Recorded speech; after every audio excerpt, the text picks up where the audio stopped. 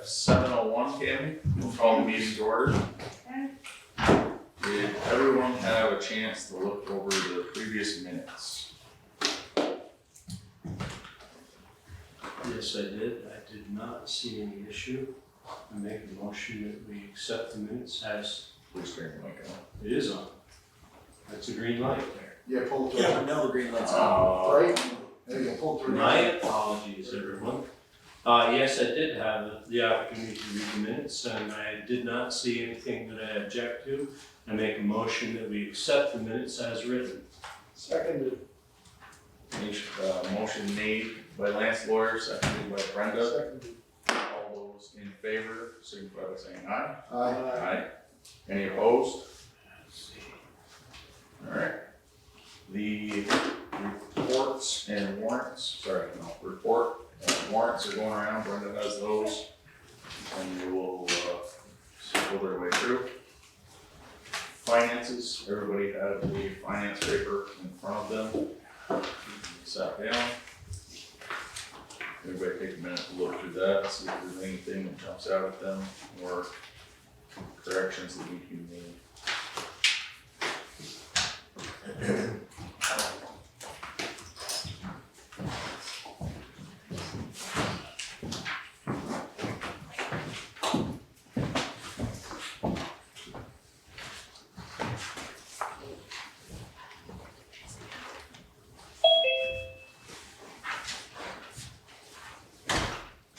Question, Mr. Chair. Yep. Do we own the generator that's at the school, or is this a maintenance contract? That is the maintenance end of the contract. Yeah, the school is responsible for fuels. FYI, yes, the town owns the generator. The generator was acquired through a FEMA contract, I don't know how many years ago. The agreement is that the school will run it weekly and fuel it. It is the town's responsibility for maintenance. And we can double check Mac, that is the first, is he coming back to do regular maintenance or? He spoke, he's sending me, a few proposals.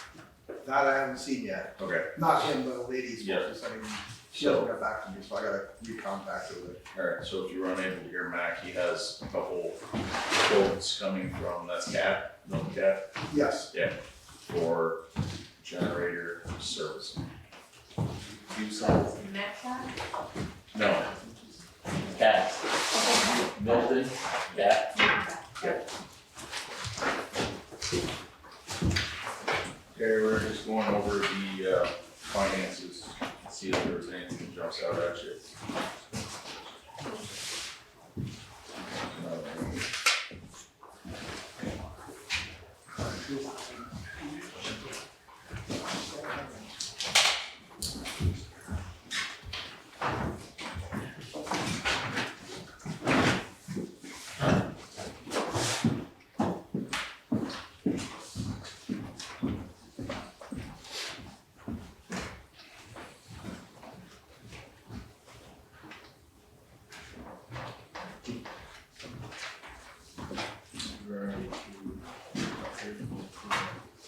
Which one looking at? We're already a third of the way through. Not sure on the roads. Fuel.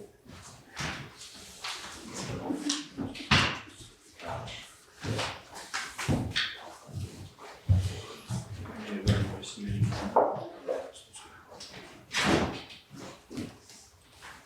Lawrence was just pointing out on the road expense. We budgeted 30,000 for this year, and we're already at 10,100.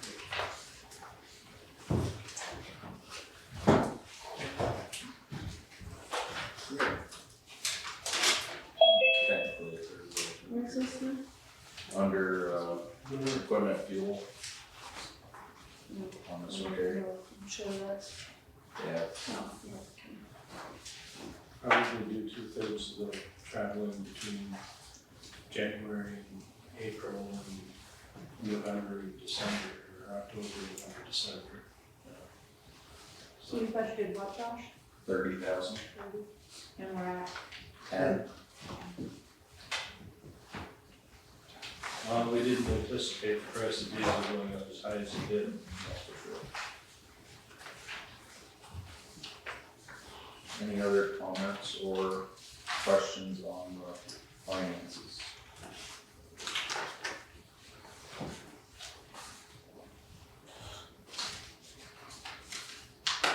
I did say something earlier,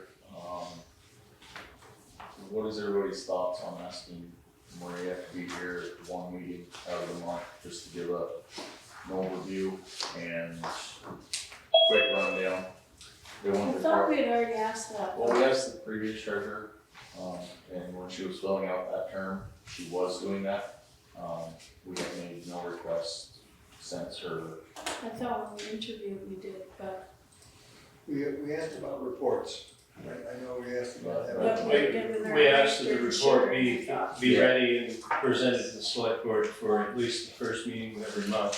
She's presented a financial report every meeting, as far as I can remember. Terry has a correct recollection of that, Mr. Chairman. She said she wanted to make sure she had sugaring season covered. So Yep. we're in the middle of that, so Yep. I think it's appropriate just to touch base with her again. Yeah, and I don't see it taking that long. She could be here for the first 15, 20 minutes of the meeting would be sufficient. Right. Alright, so we'll just put that back up there. Any others in that category? Okay, move on to visitors. Conservation Commission. Pat, you want to step up to the mic here for us?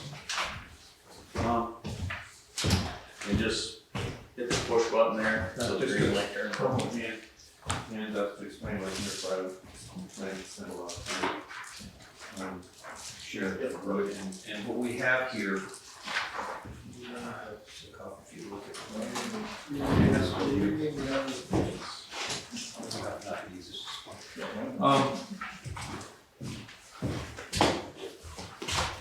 There's a penny on the table, is that different? It's a penny for yourself. It's not heads up, I wouldn't look at it. A citizen, an active citizen, Steve Jackson, came to us several years ago and said, there's a brook that runs in front of my house and you come down off the hill, and as far as he can tell, there's no names. And as far as anybody could research, and he did a fair amount himself, in Bakersfield there was no name for the brook, and discovered actually that there's a number of books in Bakersfield with no name. So we said, fine, we'll be glad to support you and see what we can do to get the Department of Libraries, who's in charge of naming geographical places, to certify the naming of this brook. In his research, he found that the brook, as it comes into Black Creek in East Fairfield, does have an adjoining property name that may be there, the name of the brook. The P.E.G family apparently owned land in that part of the brook ends up. So we decided we'll ask it to be called P.E.G Brook. And the library was good with that, except that they sort of came back and said, well, you got some other waterways there. How do you know this is blah, blah, blah? Come to find out, there are at least 2 other waterways that they wanted us to name too. So we went back with them, we decided to name P.E.G Brook, School Brook, and the Heron Brook from the Heron Rookery up there. May I make a comment on that? Locally, that one has been known as Bub's Brook for the last almost 100 years. Okay, thank you. Just a comment. All right. Well, I don't know, so I don't know if you want to sign this letter. We've been back and forth with the library a couple times, and we seem to have these sewn up there. But we just had a wrench maybe thrown into our plans. The letter that you see in front of you, and for anybody who's watching, we needed an endorsement from the select board saying that you approve that we are moving for the benefit of the town to have these brooks named, and these are the names. And we have a meeting coming in October, the first half of April, to go back to the library and say, these are the names we propose. Now, The history behind Bob's Brook, the farm, history behind Bob's Brook, the farm that the Stanleys now owned was originally known as the Spafford Place, but it was acquired by Tom Tupper and given over to Tom Tupper's adopted family, Jack Lawyer. Jack Lawyer ran, and his wife, Eleanor, ran and lived on that property for many, many decades. His nickname was Bub. I see.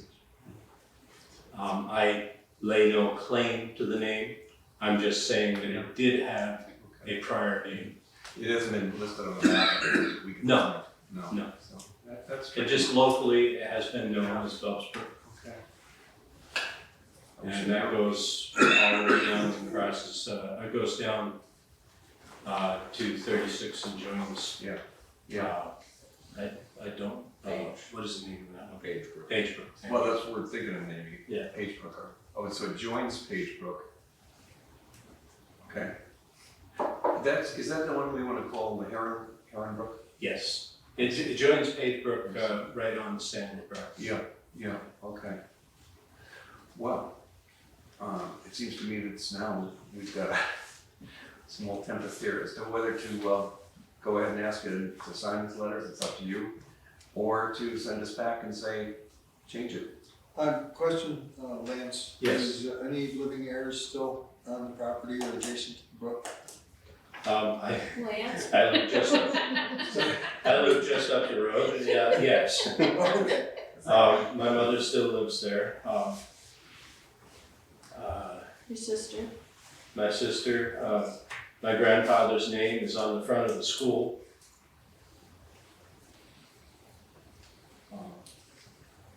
I think that needs reconsideration. Yes, it does. All right then. Well, sounds like there's not much more to say unless anybody has a comment about the other Brook names. No? Or some knowledge we weren't aware of. I will recuse myself from further discussion.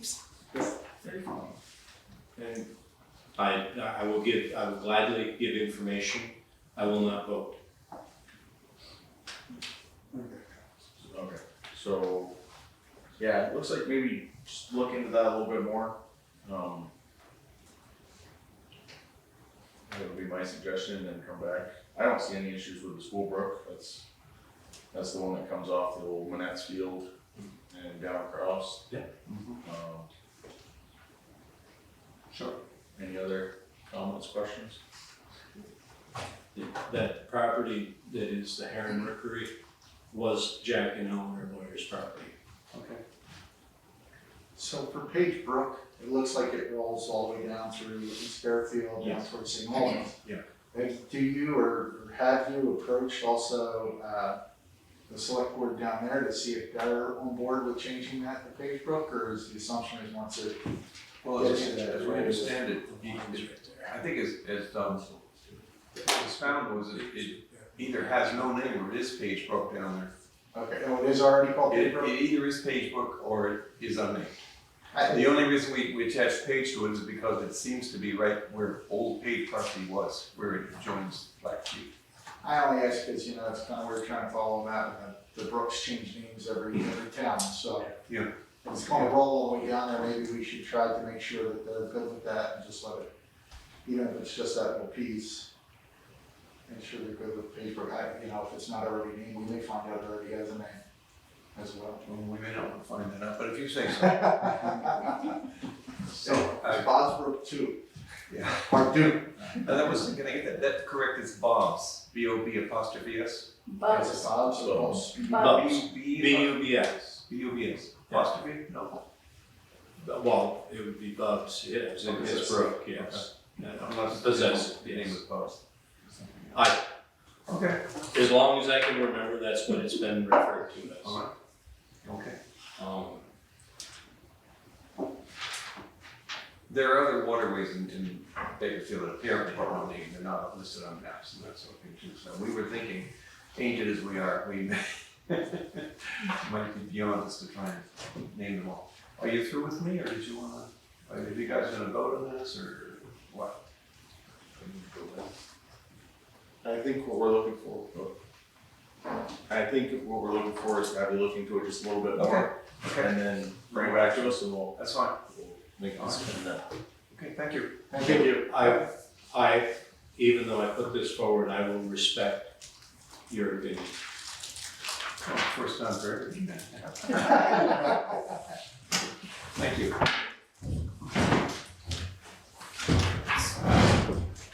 Want to take the paper off your hands there, or just gonna keep it? Actually, we'd like to keep this, please. Next on the agenda, Bakersfield culvert. Luke on? I think Luke is. There he is. Good morning, Luke. How's it going? Can you guys hear me? Yes. Awesome. So hi, I'm Luke Richetti. I'm an assistant planner at Northwest Regional Planning Commission. And I'm just going to quickly, I'll be brief. I just want to share information on the proposed project that NRPC would like to pursue with funding from the U.S. Fish and Wildlife Service. And happy to answer any questions on this structure. So just briefly, the sort of genesis of this project is that NRPC has a cooperative agreement with U.S. Fish and Wildlife Service, where we administer projects for them that are meant to improve what they call aquatic organism passage. And so last year we went out and did a bunch of assessments around Franklin County. And essentially they ended up prioritizing from those assessments, a list of like 10 to 12 projects that they would be willing to fund for design, culvert replacement projects. And this was one of the projects that they identified. And, before I get into any of the specific structure information and whatnot, I just wanted to clarify that the funding would come through through NRPC from Fish and Wildlife Service, and would cover the full cost of design. And then if you were to want to pursue it and design were to be completed, we would sort of reassess with you. And, if Fish and Wildlife appropriates more funds for construction, great.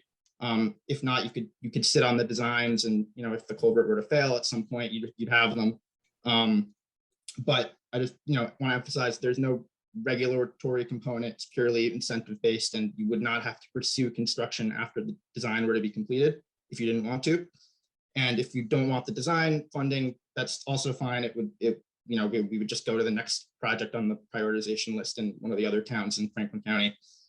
And so let me know if you have questions about that. But yeah, so the structure itself, I can send pictures after this meeting to Brenda and the structure report. But essentially, it was prioritized because it acts as according to Fish and Wildlife, they said that it was prioritized because it acts as a barrier to the movement of native brook trout on the stream, of which there is apparently a population, with the co-benefit that a replacement would lead to a decrease in erosion downstream of the structure. And the culvert is, not in the worst condition, but also not in the best condition. The bottom's rusting out. But however, from a town perspective, I'd see why, it might not be the culvert that you'd consider that the highest priority right away, because it's not, in directly imminent danger of failing. But, from what I saw, the shelf life also doesn't seem super long either. And so there's a small outlet drop, which would hence the, barrier to fish movement, which is why Fish and Wildlife would want to fund it. And a replacement would, according to sort of a summary printout that an engineer made on what the design parameters would probably be a small upgrade in the sizing, and the bottom would be buried with like a simulated stream bottom. And so, yeah, that is most of the info that I have. And I'm happy to send any pictures, reports, and answer any questions that you all may have. So just to be clear, we're talking funding for design. Yes. With zero commitment on whether or not that gets replaced. You're just talking about coming up with a design for us. And if the bridge fails in 20 years, we have a design. Essentially. And if Yep. funding comes through in 5 years and you want to replace it, then as long as it's not costing our taxpayers anything, we can go with that. Right, and so essentially, yeah, we would probably work with Fish and Wildlife and hire an engineer to do the design with their funding, and check in with you all, after the 30% design, get your input, check in after the 100% design, get things tweaked. And yeah, you could pursue it further after the design was completed or not. And the likelihood is that if the design were to be completed, and just from my perspective, if the design were to be completed and there was Fish and Wildlife didn't see any reason not to fund construction in the next cooperative agreement cycle, a year or two down the line, I think there'd be a pretty good chance that construction would get fully funded. Maybe there would be they have funded projects in the past with no town match, but they might also ask for town match.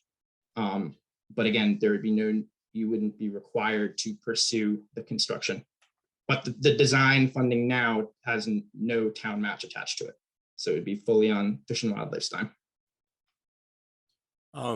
In listening to your presentation, I was unclear as to whether you were trying to put in a traditional four-sided box culvert with a stream retention baffle or a three-sided bridge with a natural stream bed. Do you have any comment on that? So yeah, so I think the design is not settled, so that Fish and Wildlife could change it up, or the engineer could change it up based on what they see. But the proposal was a larger corrugated aluminum pipe arch culvert with step beveled ends and a buried bottom.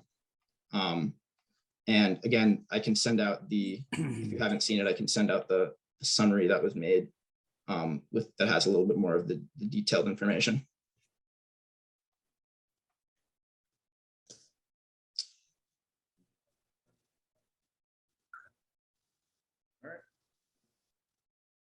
Does anybody else have any other questions or concerns? One of the things, the reason I had Luke come and speak tonight was because thinking forward in the next 10 to 20 years, if we have a design in place, and like he said, if there are matching funds or even completely paying for it, that would be ideal from a preventative maintenance type. Thanks, Luke. Yep, sounds good. Thank you. Thank you.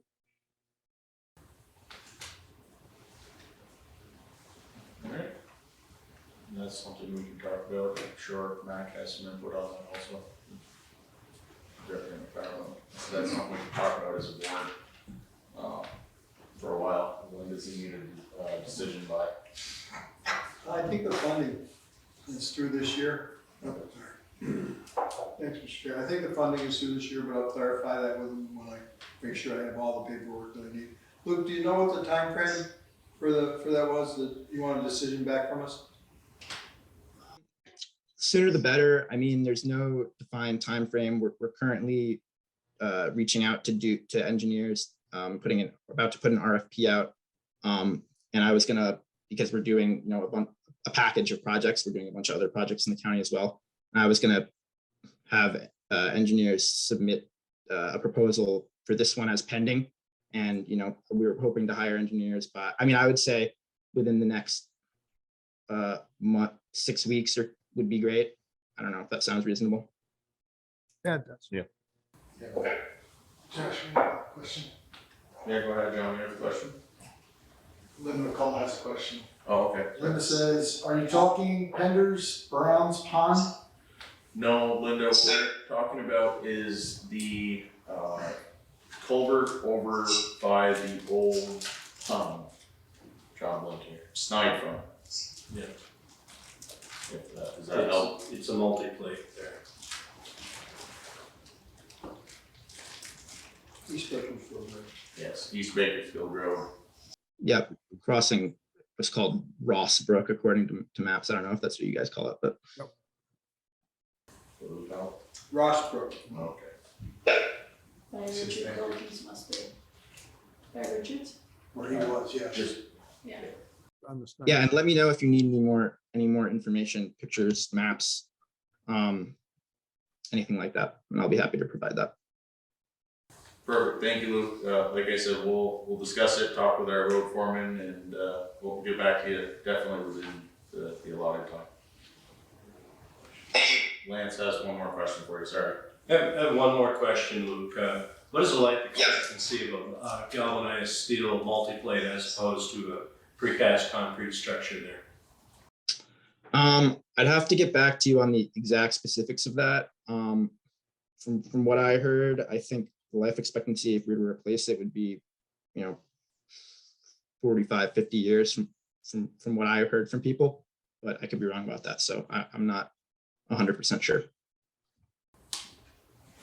As opposed to the precast concrete? I'm not sure. I only heard for this one. I'm not sure about precast concrete, but I could get back to you with more information on that. And again, this would, yeah, go ahead. My only thought was, I believe the precast concrete structure would be a longer lived structure, and would it be worth upgrading? Other than that, I'm not going to make any more comments. Thank you very much.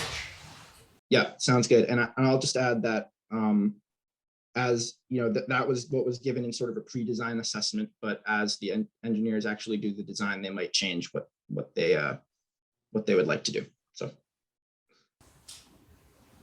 Excellent, thank you. All right, next we have Sean from Northwest CUD. Yep, Northwest CUD. Communication rules. Communications. Yep.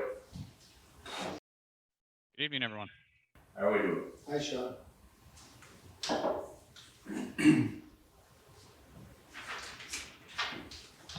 I'm not Can you sure hear us? if I can. Is it appropriate for me to share a quick slideshow with you? I think if our tech guy can give you permission here, hang on just a second. We shut off slides for a reason. I updated my presentation today, so Bakersfield is going to be my guinea pig for the evening. Hope you don't mind. No worries, we just had to put in a bunch of security things because we had some people take over our meeting one night and it wasn't very appropriate, we'll say. I've been the recipient of one or two of those events, so I totally understand. This says you should be able to share your screen. Is it giving you an error when you share it? Yeah, I can now. Yep. Just give me 1 second here. Let me pull. There we go. See how this goes. How's that for you? Everyone good? Perfect. Move this guy out of the way here. Well, thanks for having me. I hear from relayed from Brenda that she has been keeping the board up to date on what Northwest Fiber Works or the Northwest Communications Union District has been up to. And obviously we have had some news recently, and we felt that now was an appropriate time, certainly after town meeting day, to kind of make our rounds to the communities and give them a brief update and then ask questions should there be some. Just a quick reminder of the communities that are part of the CUD currently. It is 21 communities. Most recently, it's primarily the islands. This past, let's say, 6 months that have joined.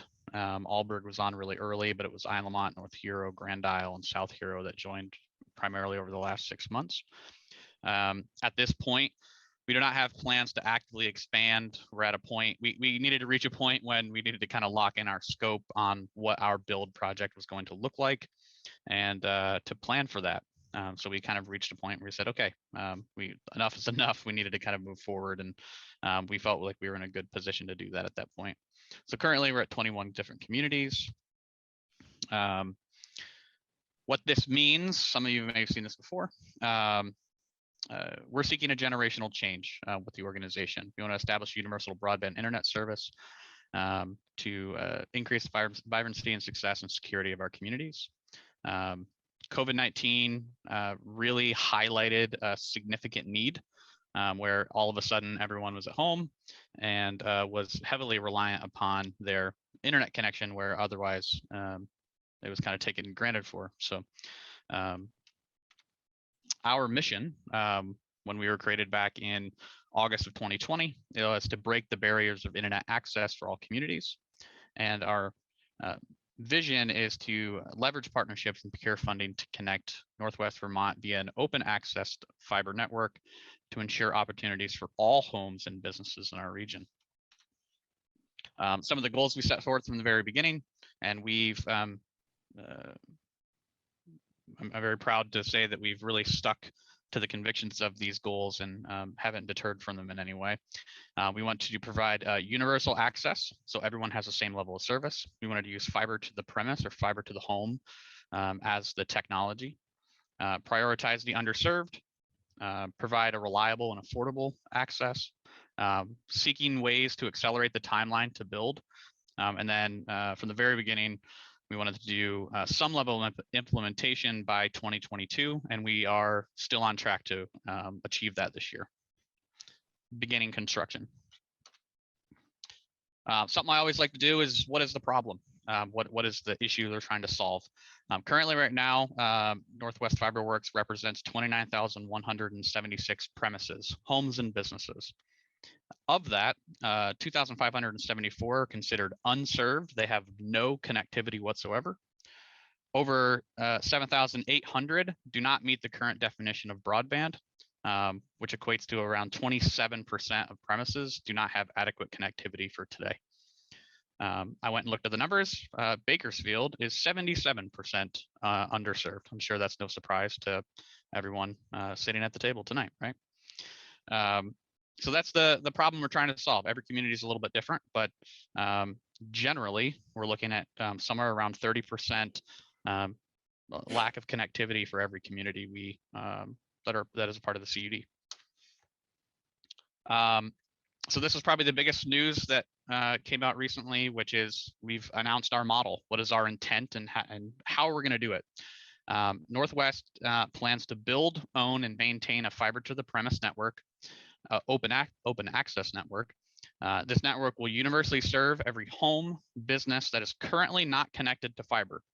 So this is a question we get often. Am I going to be included? If your home does not have a fiber connection, you will be included. In Northwest, that equates for roughly around 3% of all of the addresses have a fiber connection. So it's a very, very big project.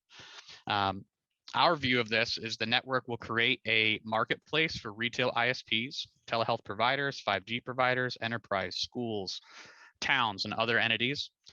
Particularly for retail ISPs, the network will allow users to choose their own service provider, and they won't be limited to just one. That's the benefit of a true open access network, is it allows multiple providers to use the same infrastructure rather than having them come in and build it themselves. A few things that we always like to cover is why fiber optics versus coaxial or wireless technologies. Fiber, it's cliche, but fiber is in a sense future-proof. Really, it's only limited by the electronics on the either end of the fiber cable itself. It's theoretical, but the lifespan of a fiber optic network is somewhere around 50 to 70 years. It is kind of unparalleled in terms of speed, reliability, while the cost upfront is more significant than doing some other alternative technologies. Long term and the minimum amount of maintenance required or updates to the infrastructure make a fiber optic network the most affordable option. Open access. Some say this has multiple meanings, but to the folks at Northwest, it has one meaning, and that's we're creating an open infrastructure that allows several different retail providers or service providers to serve services over the same infrastructure. Typically, the incumbent providers come in, they build out the infrastructure, and they own it, and nobody else can use it. This is going to be publicly owned and maintained infrastructure with several providers allowed to be able to use that infrastructure. That's the key difference. Some of the frequently asked questions that we always get, and I just want to go over a few of them. Which towns will get it first? I know everyone's always eager to hear that. Our project, we're planning it out in phase builds. There's several factors that go into that decision. We are not locked into how that will go. Currently, we're going through some high-level design, identifying some routes, but we are seeking to prioritize those in most need. And in the case of Bakersfield, honestly, you're probably top 3, in terms of what's in Northwest. There's logistics and construction management, and all these other factors that go into that. But while we don't have those answers today, rest assured that Northwest is seeking to prioritize under and unserved addresses as early as possible. How long will it take? Currently, right now, we're projecting our construction to be 36 months. With that said, workforce availability and supply chain are serious hurdles that we fully anticipate, and we're seeking to try to minimize that as much as possible. But they're the reality. There are 9 other CUDs through the state, all doing the same thing, and we have a small funnel of contractors and professionals to work with. But we're trying to eliminate those bottlenecks when we can. How is the project funded? The CUD is currently funded through state and federal grants. We're going to be seeking commercial loans and revenue bonding in the future. Once the CUD is up and running, it's going to be sustained by network revenue. Something always good to remind folks. I know the folks in Bakersfield had good questions about this when they first joined. Does my town pay extra in taxes? No. Under statute, it is protected. The towns are insulated from the CUD. CUDs have no power to levy, assess, or appropriate tax funds on member communities.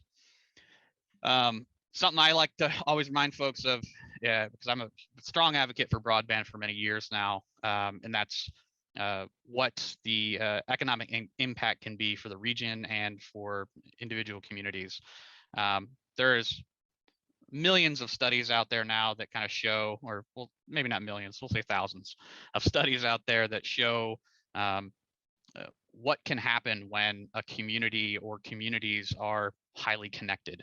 There's a bunch of benefits that can happen. Entrepreneurs have access to be innovative and try different things. Governments have access to be more efficient. There's green technologies that play.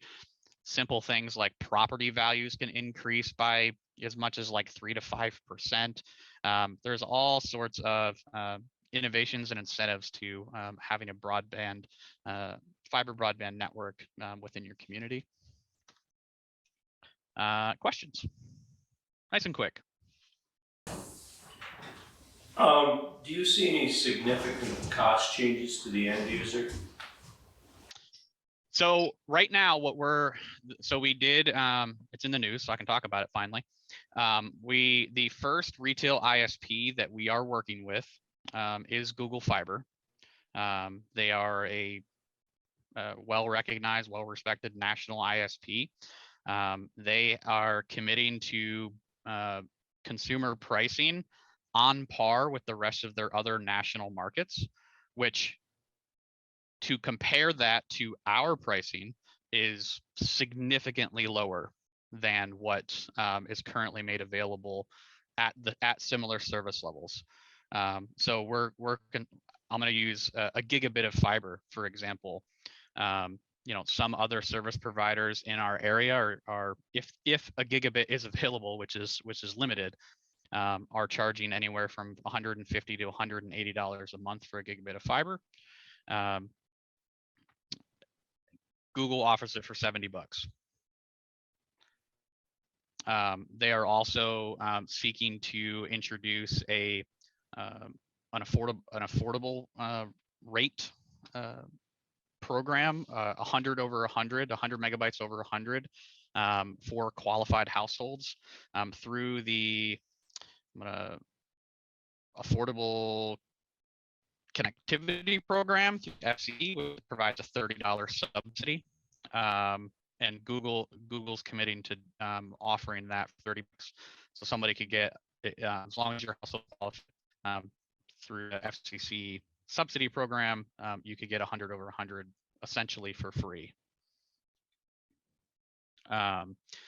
That's the current state of the entity that we're currently working with.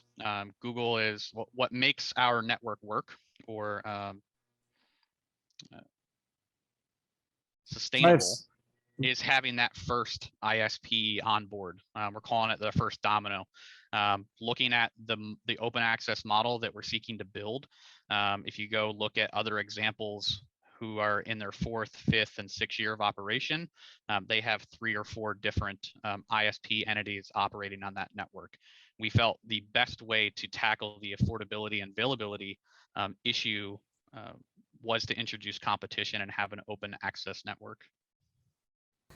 Sean, this is Brenda. Would you just recap what the towns, what we need as a CUD from the towns at this point, and explain Mary Kay's role in doing that?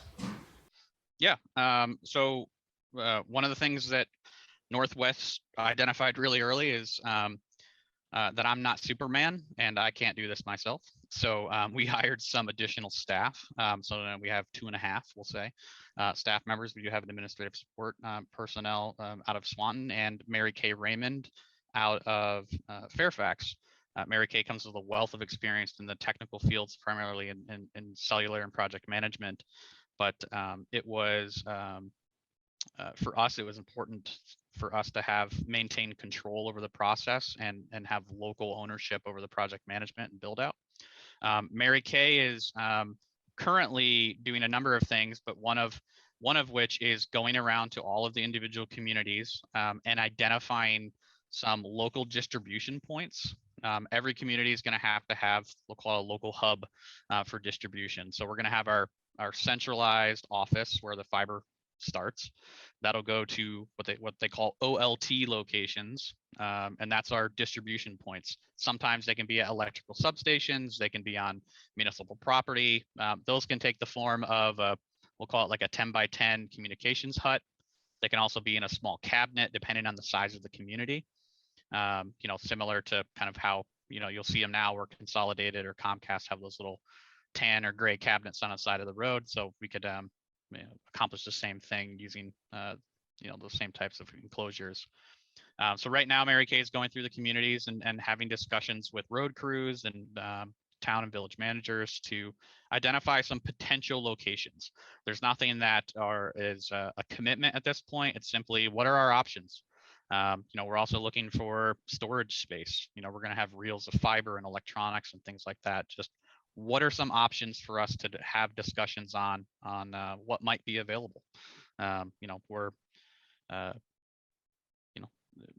We're a municipality as well, so any assistance along those paths are really beneficial to us, to ensuring that we're able to kind of get this out quickly and hopefully get everyone connected. It's a big project, but we feel that we're definitely on the right track.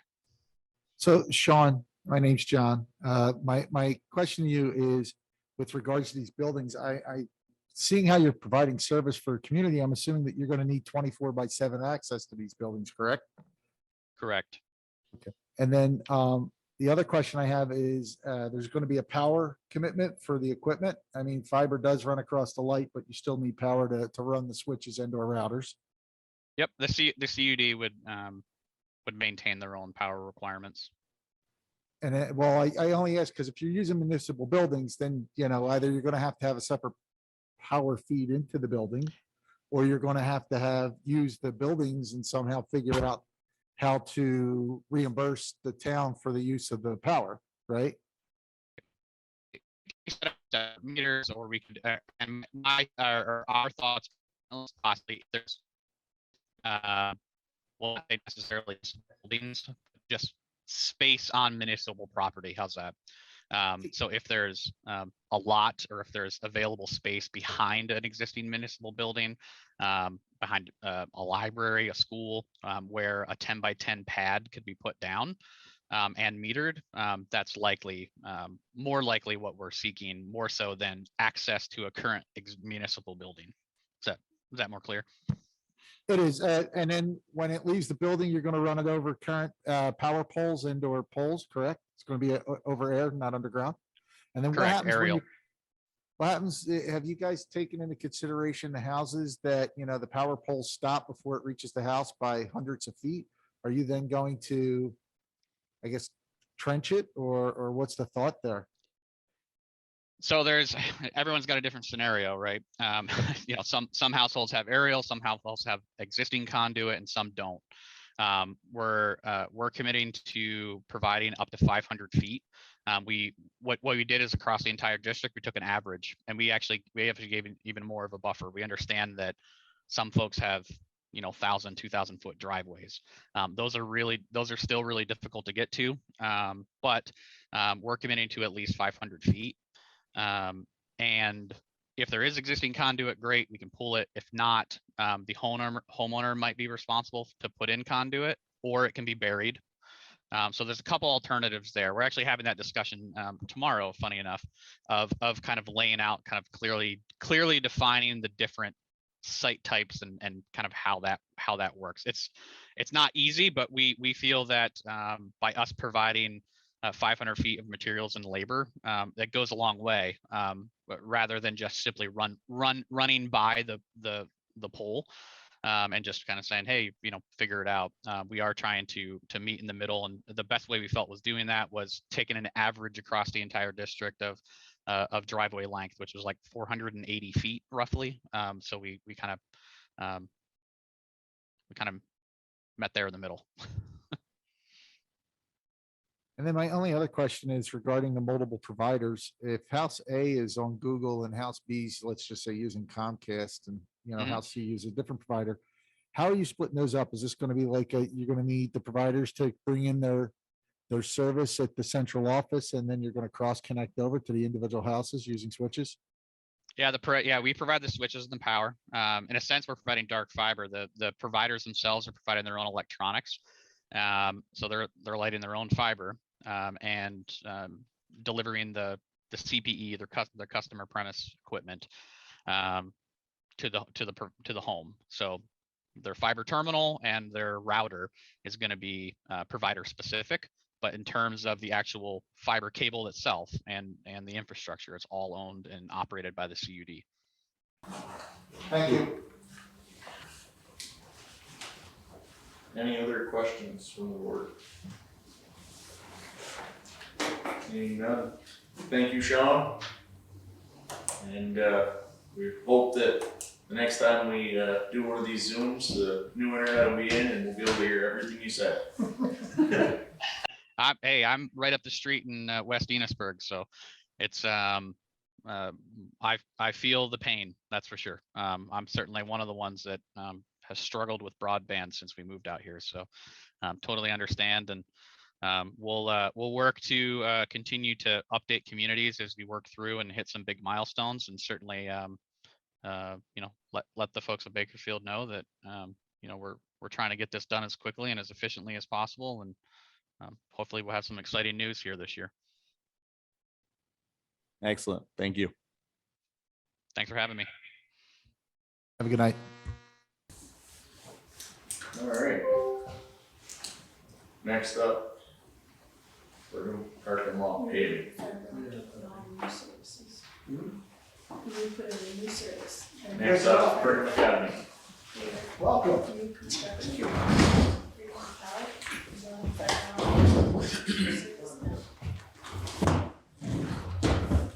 So I don't have your previous, from the last meeting you sent us a proposal. Yeah, RFP, yeah. Yep, the links.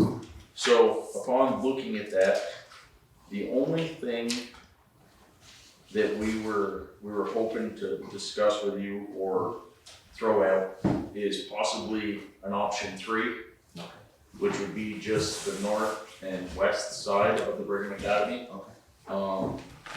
Possibly restricting the traffic, as you guys know, looking at the Brigham Academy driveway. It went from a driveway to a landing pad, so maybe reclaiming some of that, south end as lawn and looking at paving, again, the north and the west side. So the south end is between Brigham and the. Yeah, right by the fire hydrant there, as you pull in, we call it the old. Is that what you wanted, is that what you wanted? Okay, so that wasn't what you wanted, green space. Yes, that's where we're gonna Okay, be, you want green be space. replanting that back to grass. Okay. I know Vern, at one point you had said, well, how's that gonna affect the renovation of Brigham Academy? And I think that's a bridge we cross when we get closer. I can speak to how that will affect the renovation. I spoke with Paul Dreyer today, who is the architect for this project. He's heading up, sort of leading all the other sheep in the same direction. His thought on it today was that in order to make this project work, they're gonna have to reclaim the footprint that the building once had. So on the northwest corner of the building, there was another structure that was torn down. His feeling was, in order to access the new facility, that all the handicap accesses would have to go through there, and they'd have to have some sort of building, and possibly 2 stories, some units would go in there. So he felt that if we paved that section, they would have to be torn up in a couple of years. We did have that survey today, and we've got a nice layout of what's there. I mean, I couldn't make head or tail of what was there. I'm basically on the perimeter, so I just went ahead and had a survey today, so it's very well marked, nice, and I know exactly what you're talking about, the space. Yeah, so as far as paving the west side, I don't think, obviously the rest of the select board is gonna have to chime in on this, but I don't think it's advisable at this time. So Lance, what you're saying is that the west side, we would have to rebuild the building that was there, the old entryway to the old Brigham. That's correct. So if we were to even have our name on this bid, the west side is out, we'd only be talking about the north side, which I believe is only approximately, I think you said about 16 to 20 feet. Or maybe 20, Car I paced it off, yeah. It's about a car length. So at this point, and this is a question to the entire board, is there any point in having any of our property on that bid at this point? Because we really don't even know, they could be tearing that up as well. We don't know what the construction's even gonna be over there. Regardless of whether that is involved in a new structure or not, even the other 2 sides are gonna be subject to heavy equipment. Right, So I guess with that new information, and this is just personal opinion, I don't speak for the board, I think we put it to a vote. I don't see any point in Brigham Academy property being on the bid at all. Yeah. Unfortunately, I have to agree with you. I'd love to see it paved. But unfortunately, considering the possibility of the success of this project, I would have to decline myself. Yeah, we just, So one of the other questions we had with it though was where our septic, The runoff the from the, runoff from when you do your drainage. right, well, the problem with that is, the only issue with that right now, Terry, is we don't have a defined area as to where the septic is going. It still has to be engineered and. Right, but we still wouldn't want that disturbed. Right, but That they area. shouldn't be, they would, the parking lot footprint is no larger than it is now, right? You're just, they're not extending, they're just, so Okay, they wouldn't go beyond where the dumpsters are now, so that's where it would end.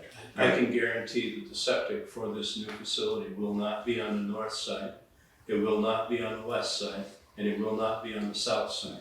It will be somewhere on the green.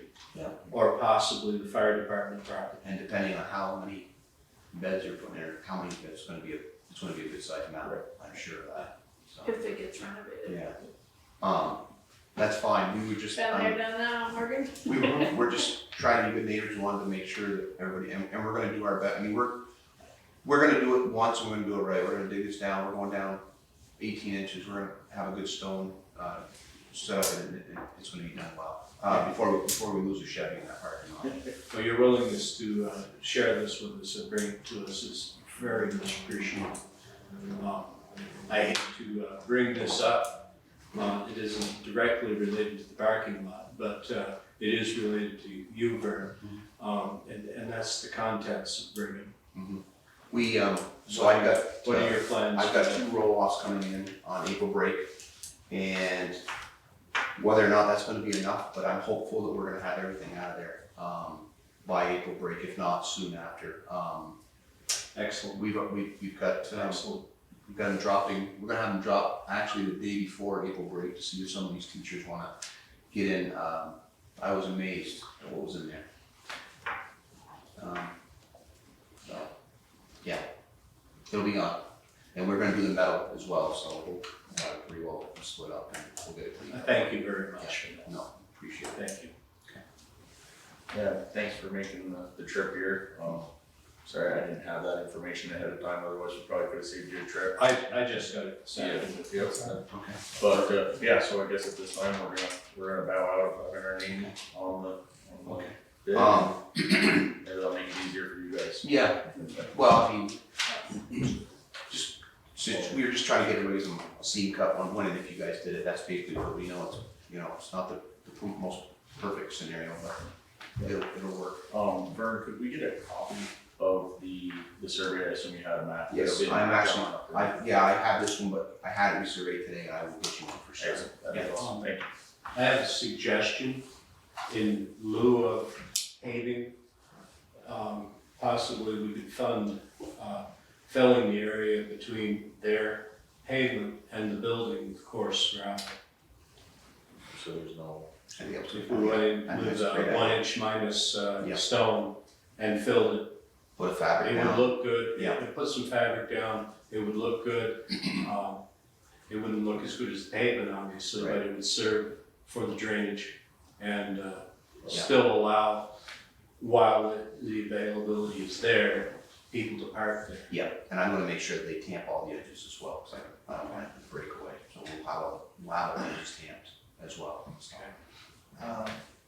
Mark D is asking, what's going to become with the clock? What's going on with the clock?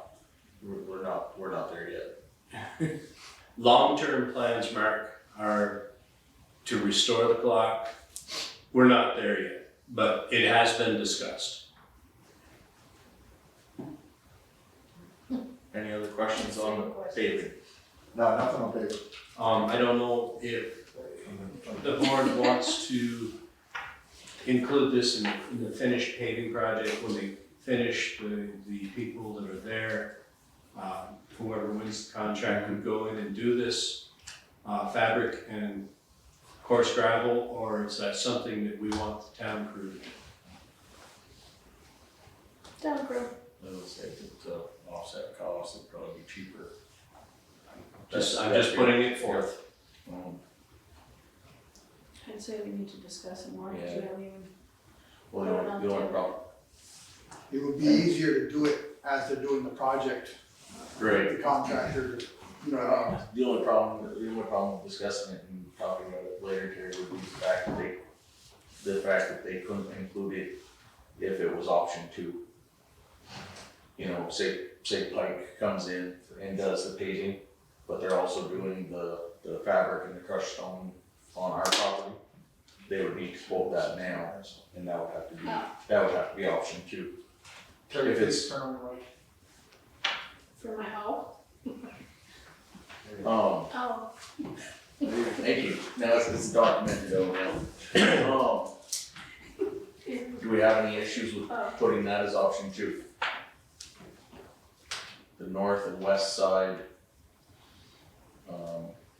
dug up yeah, the so same. it's just a quote right now. It's just a quote. Right. It's just a quote. Just put it in as option 2, north and west side dug up and, crushed stone, put in to bring it up to grade. I would say, I'm no expert, but I would say it, no smaller than 1 inch minus. Yes. No, absolutely. Sorry, thank you. You can say, My comment was that I am no expert, but I would recommend no smaller than 1 inch minus stone for the project. agreed. Any other comments, concerns at this time? Not saying we won't come at you with more later. but- You know where to find us. That's okay. Thank you very much, you guys. Have a good night. Thanks. All right. Any other visitors here? Just that guy over there. We'll talk about him later. I guess it's his turn now. Matt, would you mind stepping up to the microphone? Hot seat. Come on, come on. I'll make a suggestion, you take down the thing so you can't. I can tell you I one can just thing, push it on we're around. moving these tables away from these windows, I'm freezing. Well, today's the only day it's gonna be cold and it'll warm back up after this. I can feel this cold air right on Sure. my back. No, but fingers crossed. Roads, sir, still there? We got our April storm in yet. In some way, shape, Shape or or form, they are there. Okay. We had a few of them break up, not anything like last year. We utilized some stone out of our pit for the worst ones, the ones that are, you know, we've been taking it out of leaches because it's just that much easier and it takes a lot less gravel to fix it over after we put the gravel in or the rock in. We have 2 roads right now that are kind of rough. They're short dead end roads and we've got a pile of crush down there ready to go on those as soon as the snow stops. Okay. The only, Where were your roads that were East Bakersfield, I see that on Facebook. Terry, please turn your Sorry. microphone on. East Bakersfield Road is actually good. That's, I don't see a problem with that one. I mean, there's people that don't like it, but you know what, slow down. It's potholes and it's small bumps on East Bakersfield. There was no real mud ruts to speak of. You got Coal Hollow, you got P.E.G Hill, you had Waterville. There was one small blister on Basswood, King Road, and some on Wishcat. how was Whitney? One very small up by Nancy Hunter. That I, We did that one that your bus driver was complaining about last year, with a couple of trench drains. Didn't catch it all because of the ledge in proximity, but it's, yeah. Other than that, of course, Whitney doesn't have a sat truck on it either. Okay. All the rest of them, just to be clear, I ask, probably daily, on the radios how the roads are looking in Bakersfield to our drivers that are driving the buses. And, I've got no complaints from them yet, passable, they can pick up every kid. And, he did say the one on Whitney was 100% better than it was last year. Yeah. There was one about Witchcat, but he was like, not much you can do about that one. that one, I think it's the one by Rosenberg he's talking about. We put 6 loads in the first day, we put in 2 loads again one day last week of the crush to make it a little more pleasant. Now Brandon's did some work on one of these, didn't they? No. Wow, he ran a bulldozer from Coal Hollow to P.E.G, and he made some water out some way over with a big bulldozer. The only other question I've had, Matt, and it was from Matt Paul, was just, if any roads break up so bad that they're impassable. And I did get a hold of Robert. Yeah. And I asked Okay. Robert, because I did not have Matt's email, so I gave it to Robert the day you talked to Dan about it. Yep. He got a hold of Matt and sent it right to him, Plug Hill too, on the back. Do you have Matt's phone number, I cell wrote phone this number? radiation. I did once upon. If not, I'll give it to you, just so that if you have any roads, you know, even if it's just, you know, Witchcat's not passable from the north end to this point. I think just so that they're aware and I do have a cell phone. you do, I think at this point, they're done being passable. I mean, I'm not gonna even say. after this, if it breaks up in the next couple I mean, of it's days. gonna put some frost down on the ground right now, but Friday, Saturday, you would have thought, you know, it would have done something that day when it was getting the rain. I think the rain actually helped pull the frost out and stiffen them up quite a bit, especially Thursday night into Friday. There was quite an improvement. Good. The soft spots. Obviously, they all need grading, but you can't grade when it's 10 degrees out, you can't grade when it's raining. But You brought that up, I did call, you did. Johnson. Yep. Their select board chair's number is not made public. And, I left a very detailed message with the town clerk. Yeah. And asked them to call me back. I have not received a call back yet. Okay. So if you see, or Mark sees the road foreman over there, you can just put a bug in the ear to. Just keep us in the loop. Yeah, return my phone call. Yep. Would be great. But yeah, I was basically told, no, I could not have her cell phone or home phone number, so. We get yours out, right? Yes, mine is posted on the I was website, gonna say, all it's the other, everywhere. Yeah. all the other select board That's awesome. members, feel free to call them anytime. Not me. But I didn't have anything else on the roads that anybody else. I saw you got some actual, some really good comments on Facebook this time. Yep, there was a person posted a My son picture. said Waterville's, you did a good job on Waterville. There you go. Yeah, there was a picture posted that said, you know, just caution, witch cats down to one road. And, there was probably 10 to 12 people that thought the person was being negative. They weren't, they didn't intend it as a negative comment, they were just putting it out there as an FYI.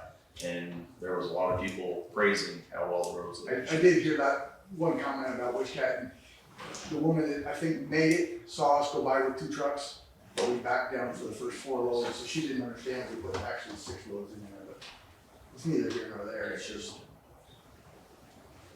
Oh, okay. Sorry, I just. No. Alright,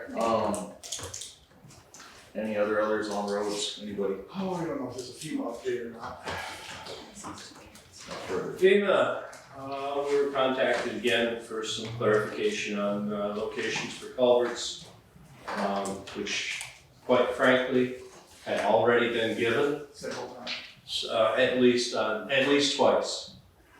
So And a couple that, the woman that's dealing with us now in mitigation saw a culvert on East Bakersfield Road, one on Waterville and one on Belvedere, wanted to know GPS coordinates on that. Those 3 culverts had nothing to do with FEMA, and we sent that along to them, which I think Paul didn't get to apparently about Waterville. He sent another note, if you said you can see that on the minutes. So why was it they were asking I did see that. about the ones that had nothing to do with FEMA? Because there was work orders for, you know, we do 2-week periods. Say there was 3 days on this one that we were working on Waterville, and it listed a column down here for Waterville. Okay, it did not go on that project. The East Bakersfield one, I'm assuming it was on like the same work order as another one. But and we had a FEMA on East Bakersfield, Waterville, Belvedere. They were all there, but these weren't related. So I didn't feel. multiple jobs invoiced on the same invoice, but Right. part of it was FEMA. Okay. in her defense, she's trying to get us everything she can. Right. But she's driving us nuts. I'm sorry. Short drive. Sure. Yes, Mike was on Yes, to it that, I was. thinking. Who's Mike was on? Hers was on. Oh, was on? Alright, any others? Any more good? They have moved 2 pieces of equipment down to the goat path bridge, old drill and some kind of a forklift or something. Yeah, it looked like a telehandler. Yeah. So I'm assuming Blowing Cody is getting ready to do something with that as soon as the weather breaks. I have had a couple questions on when that was gonna happen and how long it was gonna take, and I said, I don't know, I don't build bridges. they had another question for Tyler this afternoon about the box culvert we put in on Whitney. Yep. Why did we go with the box culvert instead of 4-foot galvanized pipe like it was, only longer on a different angle? And Tyler didn't really understand the question, but he answered best he can, saying codes and standards and hydraulic study says you needed a 6x6, not a 4. And whether they take that for, I think they'll. Wasn't it their studies that told you what to put in? It was Tyler's study. He did the hydraulic study. And that's what we go by with the state. Everybody goes by the hydraulic study. Okay. Just kind of sounds like federal government where they question their own information. Yeah, So basically, that's what it is, because they hire somebody to do this hydraulic study, and they recommend, or they decree that it has to be such and such a size with this much passing water and this much natural stream bed in the bottom, and then they say, how come you didn't put a 4-foot culvert in? When they said, well, you need a 6x6 box culvert with 18 inches of fill in the bottom of it. Yeah, well, you do the math, it doesn't work. Yeah, But that's the guy. so it's not really anything we've done. It's It was just a guys. question for Tyler, but Lance and I talked to Paul today for 15 minutes or so after we sent him all the paperwork, and there's still questions that are up in the air. So we thought we were done with it. After it goes through this woman, it goes to the state environmental or whatever, where it's gonna get got up to a month to complain that there's a fraud living there that they shouldn't have done. Okay. And then it goes to obligation, and then Hopefully the bank account. And so the whole fiasco with the state is still ongoing where they did not disperse as much as they were supposed to. well, that was a misunderstanding on our part too, where the way Paul had worded it was, once it's obligated, you get the money, and we got the 75%. I believe that was the last check, or the last pay period, we got the 64. Yeah, well, it was obligated, yes, but it's also a large project, which put it in a different category, which wasn't explained even to Paul. Yeah. Because he didn't understand that, and that's at a state level. The state would give us 75% of 75% of the money's already expended on the project, and that's where we came up with $64,000. And the state already has the $640,000. The state already has the money for the entire project sitting in their bank. Well, as long as somebody's getting interest. Alright. I'm losing interest, how's that? Yeah, rich off it too. Alright. Any other questions for Mac on the roads? Mac off the roads. You want me to sign them all here? Or you care if I sign them? You don't care. No, absolutely. Review of manual. We have some papers. I can get you that. Happy to meet.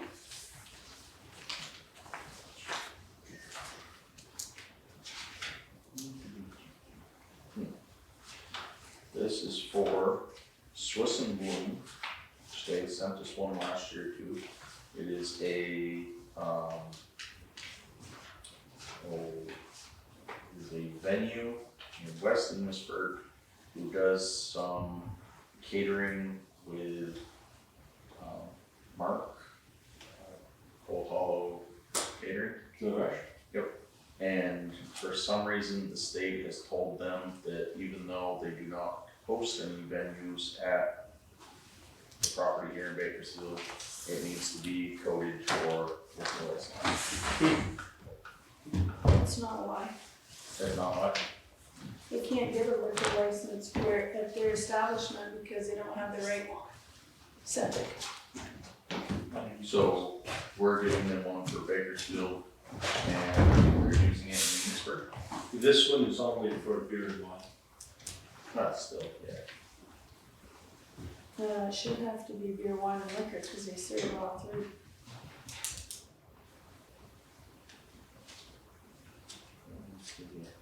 Appropriate categories, class 1. So they have to get a permit. Third class. That's only food. So can we ask them why they're permitting with us when their address is clearly Munisburg? No, they are using a Bakersfield address of 189 Main Street North. Seems I know what mine is, I would say that is directly across the road from me. So that is the Rushes. So what is the, how does this work out? Gets the liquor license, whose name is on this? Swiss and Bloom. That's interesting. So first class license, It's, DLC, is that part? Yes, it's part of the two. And then third class license, full year. Yeah, let's see here. Company. Description and processes, commercial structure located at. The applicant and those premises. I'm not really sure how that's working, because they must have to get a permit to use that Munisburg. So, You can't, you have, What's it got when you just bird, I mean, Marshall store it down here, would you need a permit? this seems No, like you they're going it's, under, anytime you cater out a bar, you have to get a permit from the town, which you're catering into, plus you have to go to the state and get a permit as well for the day. So I'm not sure,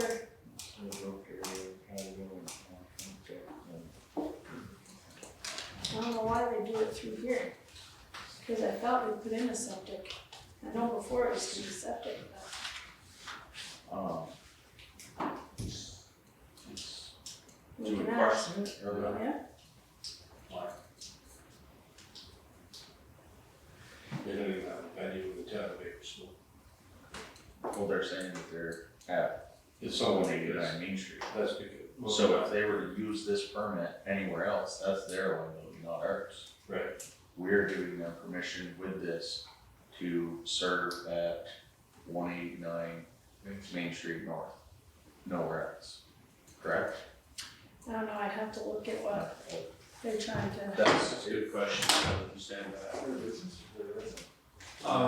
yes. Mark leases from the, Vera and Allen Moyer. The trees, fine.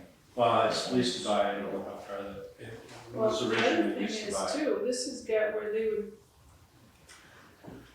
And he runs his catering business out of there, he also, outside consumption. does a butcher shop there. So Mary could serve outside of, If you read the back side, if you read the last page, it says,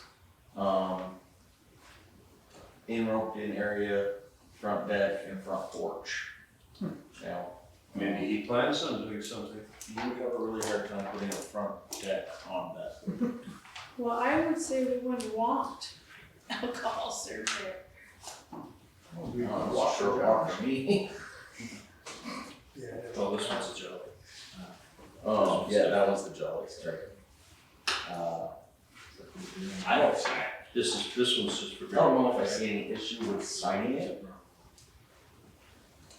For the simple reason that, as you said, if they're. Well, what you're signing is that Mark can have alcohol consumption on that property over there.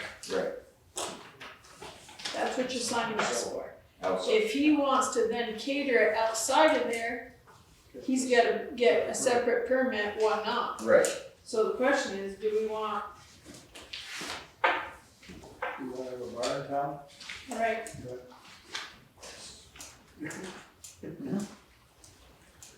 Maybe we should just find out what the purpose of the license is actually does for. the applicant own the premise? No, if not, does the applicant lease the premise?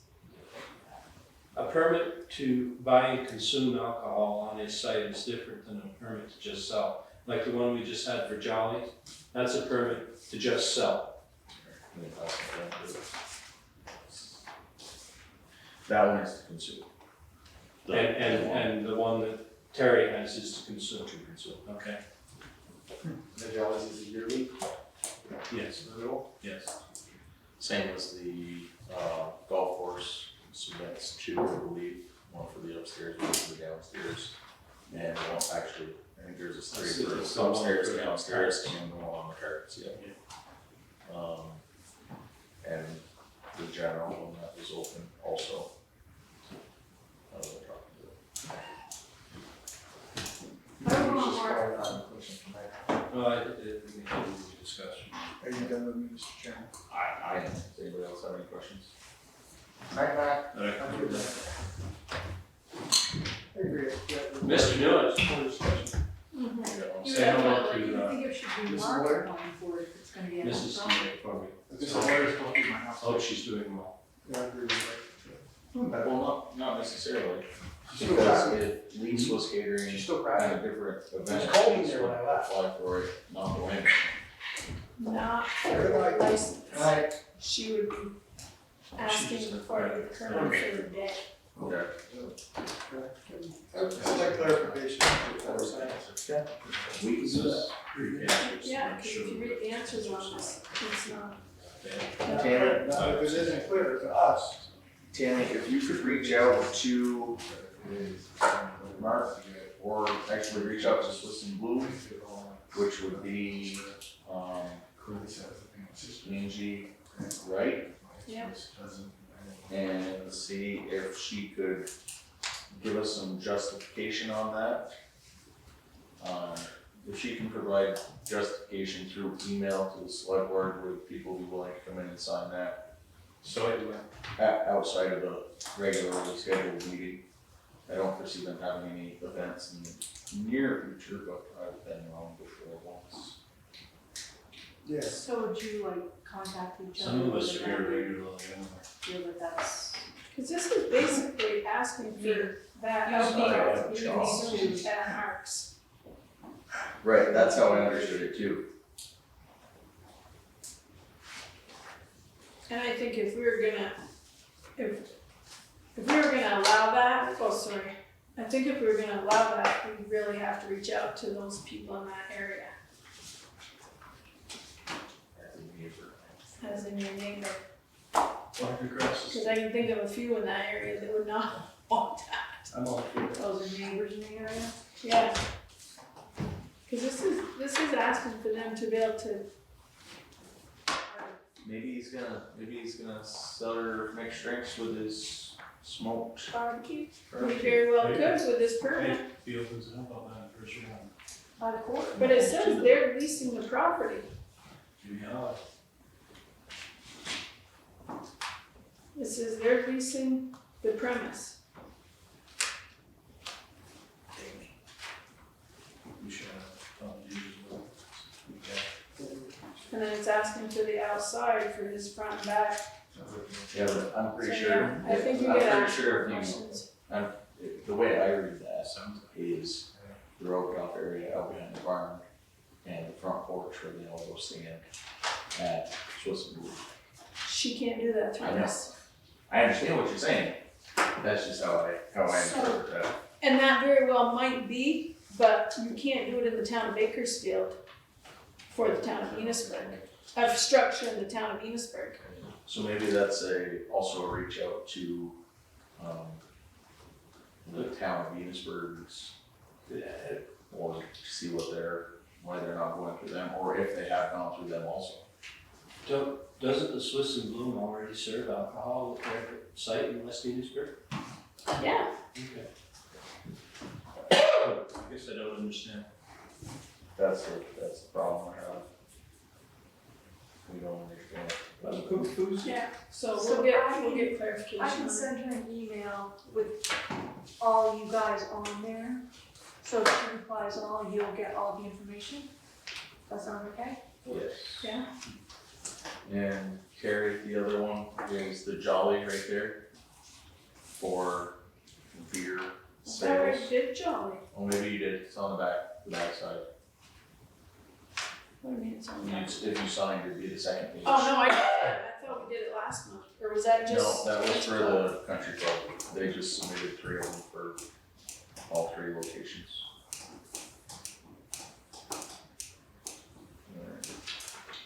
There Forms. would have to be contact information on that. Yes, there is. There you go. Oh, on this one. So actually, Damon, if you want that, the warrants are all set too, and as soon as Wait, I they're have a signed. question on the warrants. Okay, hang on, warrants are. That's why I didn't sign 2 of them.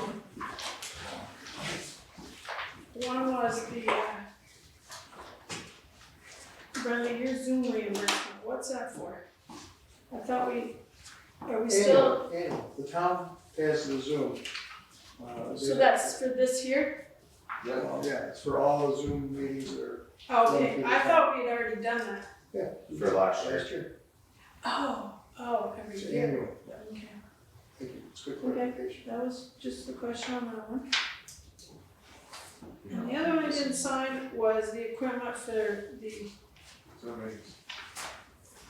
I thought we were just getting microphones. How did we get a bill of almost $6,000 from this B&H photo video? John, you want? Yeah, I'll figure it. The original proposal that was approved was 15,000. We delivered it in a third. February, the board approved up to $15,000 in equipment. The microphones have to connect into the mixers, so you have to get mixers. And what we did was, because it's ARPA funds, and it's one time only, and only the select board gets to determine the distribution of the ARPA funds. This isn't something the town votes on. This is something that, according to the ARPA administrators, have informed us that the monies that are used are determined by the select board alone.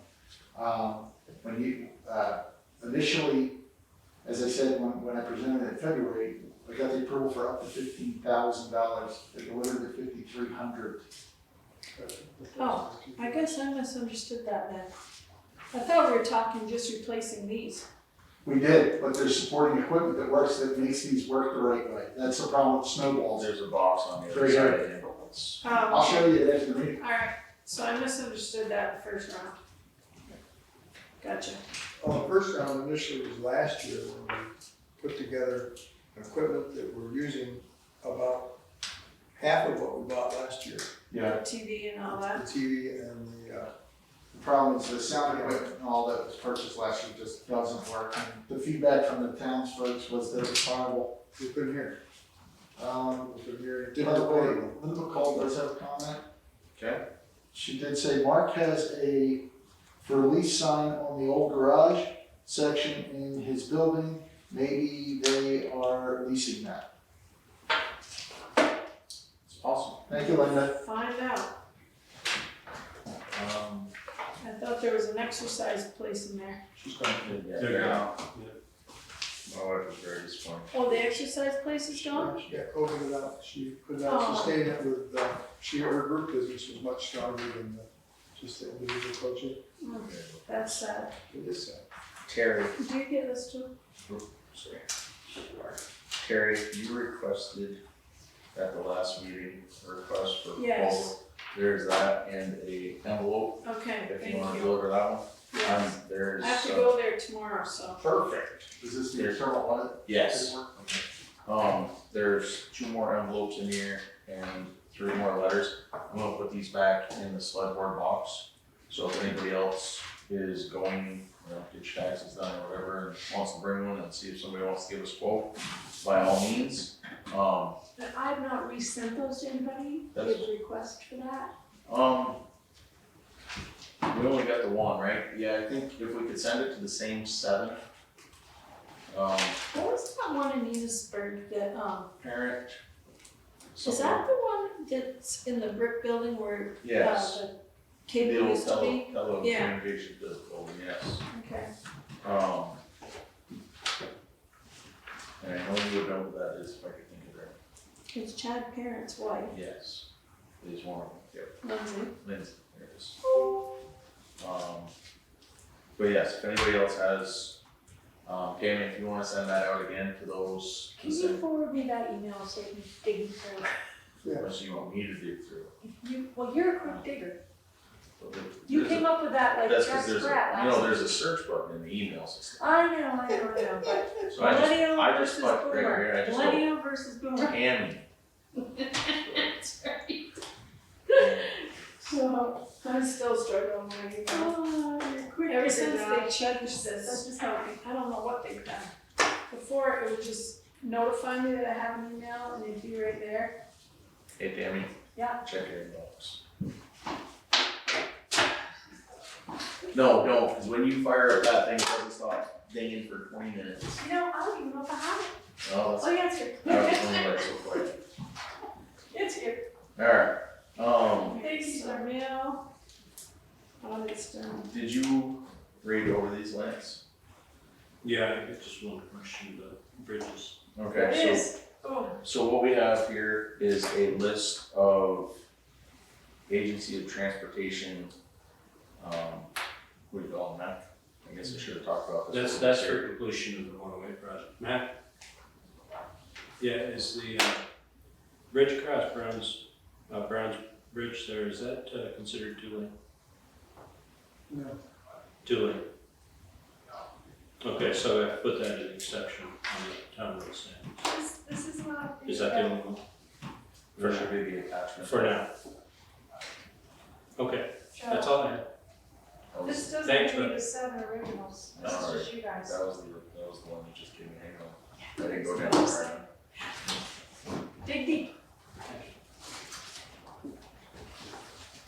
Sorry, somebody sent it again. Let's try it again. That one you found 2 weeks ago. Cause I just have to go a little deeper, I just. Which one did I send that one to? Gmail or Gmail? You sent that one to Brennan Yahoo. Yahoo. No. Yahoo. Oh. Yahoo. Yep. Alright, so what Lance is doing right now is he is going to get The town road number, you can't remember it. get some town road numbers and everything, because this is asking which roads, road-related improvements shall be constructed. I can let you guys read this, I'm not gonna repeat it. All bridges, the ones looking at right now, all bridges shall have a minimum of 2 lane widths except the following. We need to just document which roads, which bridges in our town don't have those.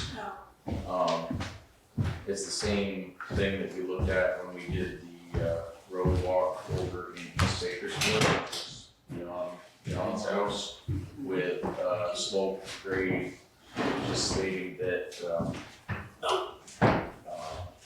ditches with certain grade need to have stone ditches with certain grade need to have grass mats, and this is basically just accepting Vermont standards for the road repairs that we do. It says that we will maintain their stuff. Standards.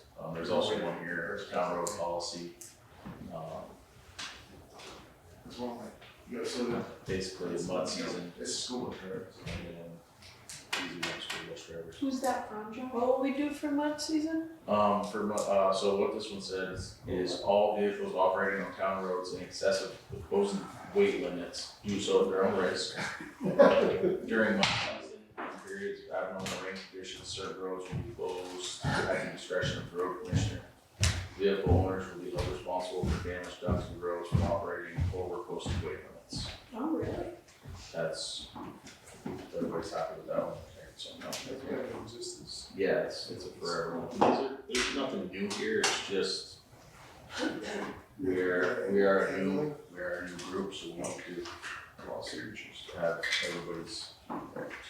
Yeah, some of those just we updated the actual board members. So the actual board members that are on the board are on that list. Right. Gotcha. As soon as he gets this one back, we'll send this one, he's still working on it. Montgomery's had it road closed for 2 weeks. Yeah, it's been that same thing. Take it back. But now it's 4-wheelers, you people have signed it. One of the things that was talked about earlier is with our ATV ordinance being so successful last year. What would be the downside to opening up the west side of 108?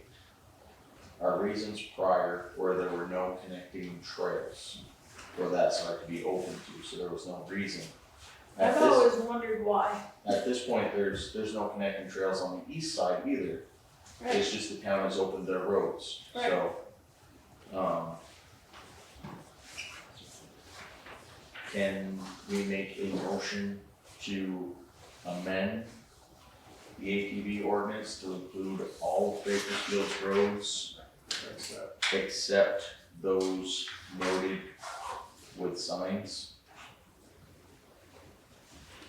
Which should be like the avenue. The avenue, I believe, does have a sign posted. That's what I'm saying, Skinner like, you Hill wouldn't Road. want the avenue, You were, Post Road. this one, I'm sure it's through to there. this one. But they could be Egypt, right? Which gets one? Which gets one? But, hey, you can't drive down that street. You have to wait. I disagree. Tell you what, you take your truck down, I'll take my truck in the opposite direction, tell me you can drive us down, press it, one of my this. They don't access. Trailer owners, Right, they'd access the Hours, back road, first. like Lance, if someone wanted to come down to gas up at Jolly, That's how you you get. could go Egypt, and then, but not come around Avenue. Yeah, they can come down over the other side. There's another. Have to stay in the dirt. Did you read these two? I did not. There's two more. I did read this one. That's only up to you. That's just me. Did you read it though and John read it?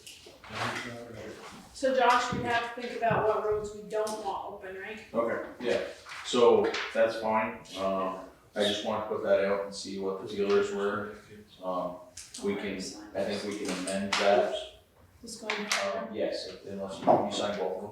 Oh, where's the? There's, back side of the first page and Oh, okay. just sign over these. And, Josh, I wanted to point out something too that came to my attention, through Kathy, which was that, when the sticker season is on, This is. they can't get anything done in the, they can't get anything done in the town office because it occupies nearly 3 or 4 full days. So, yeah, so I would You like to, guys just reword that for us. I'd like to propose that we, actually compensate somebody to sit in there and sell stickers during the days that they're open for stickers, and that will be public. I don't care what they pay them, but they need to compensate somebody so they can get their work done. What's this for? I'm sorry, I missed that. Yeah, I know, you're fine. I was signing paperwork. So my question is, it's technically as soon as we get the stickers, it's open. Yep. And We should be getting them still. there's such an influx of people that come in for those that, I did 100 in a day sitting on the porch. that was something on the porch advertised that we would be there on a Saturday. Right. I don't, We'd still do that, but they, yes, they come in and Yeah. Kathy said she can't get any work done. You're talking about the specific day. Days that they come in through the door wanting to get stickers. They come right through during the But open we- hours for the town clerk. That's what the town clerk's for though. It's, yeah, it's a town, it's, I would have to say that's a town, that's a fee that we're charging, it's no different than when they come in to pay a fee for a permit. dog tax. Promised her I'd mention. Yep. It slows, the daily flow, regular business down there. That it's, Unless you Then are a it slows taxpayer off. in Bakersfield. Then it, That's well, it's like tax season.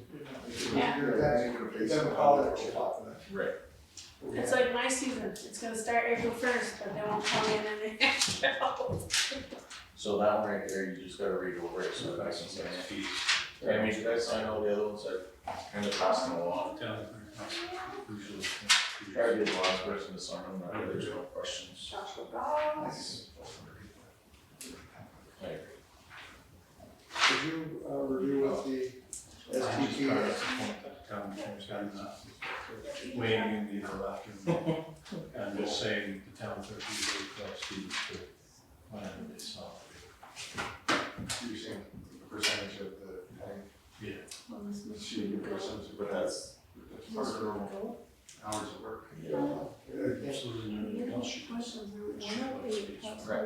I'm just throwing it out there. What is that? I'm playing that side. We already did that count.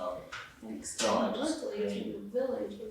curious, I'm curious. Oh, is this the project that we just did for Cause I don't have at least they're out on the porch. the sidewalks and stuff? Could be, but I want clarification. It's just, Yeah, They're not paying attention. no, they're ignoring it. no, we're discussing the UTV. So I figured you might get that. Just clarification on what this is for again. Is this, That is for the completion of the Main Street project. we don't have to say, just. Yeah. That's what I thought it was. So, Clarification, Ken. excellent. what did you decide on the staffing for stickers? We're not going to. Yeah, I'm not doing Saturday then. They're gonna have to figure it out. We're here 8 to noon, Monday through Thursday. So that's when they can get stickers. We're also discussed, Tamara, remember, this is part of it, doing them by mail this year. Yeah, why couldn't we have them send a self-addressed envelope with a stamp on it? We never did. We have to set that as policy. We rushed into the fee part of us really in a hurry, but we didn't set up any thing to relieve the clerk or let it go with the mail. Now, as you said, Yeah, they could we mail. were here on Saturday and did over 100. It was very much a fill this out, and over there with a pen. Yeah. Come back. Yeah, you showed up for some of that. Looked, yeah, I had a ball game that day, but I tried to show up for the morning. We did quite a few within the hour. And it was, I mean, unless you have 100 people coming in 3 hours, it wasn't, I didn't think it was overly stressful. No, I wasn't talking about me per se. I was talking about what it burdens the town clerk. And she mentioned to me, I said I mentioned it to you. But we also mentioned doing a mail order this year and starting that right away. Yep, as soon as we get the tags, we can have Tammy Yep. set something up and put it all over Facebook Yep. and on the town website. That will do a lot. Yep, I agree. Yeah, because we have a lot of people coming from Other towns. Colchester and Essex and, Yeah. yep. I think they might Saves them a trip too. might see revenue increase. Well, if we get real smart, we might be able to even do a computer one. You have to have a way to pay it, and that would be, Venmo. that would be a way to do it. You gotta register everything, and you gotta. I'm not that computer savvy, so I'll leave that No, we to don't have those with people. Josh. Just because I can forward an email doesn't make it clear what's happening. Yeah, that's 2 years. so that's good. Yes, So, yeah. plus fee. Alright. Do the mail. Yeah, if they Venmo, you'd have to add extra on to it. And with the work done. Alright. Any? So you want me to put, No. the mail Because thing you're on gonna, the next you're gonna website? try to take the bands through us. I don't think he. We haven't got that far yet. Right now, we gotta wait for the stickers. They should be Then having we'll you decide sign how up we're for gonna it. advertise. You ain't busted me. Fake bunnies? No, that was on the warrant. Stickers are That was coming. 2 weeks ago. Excellent. Yeah, they're printed.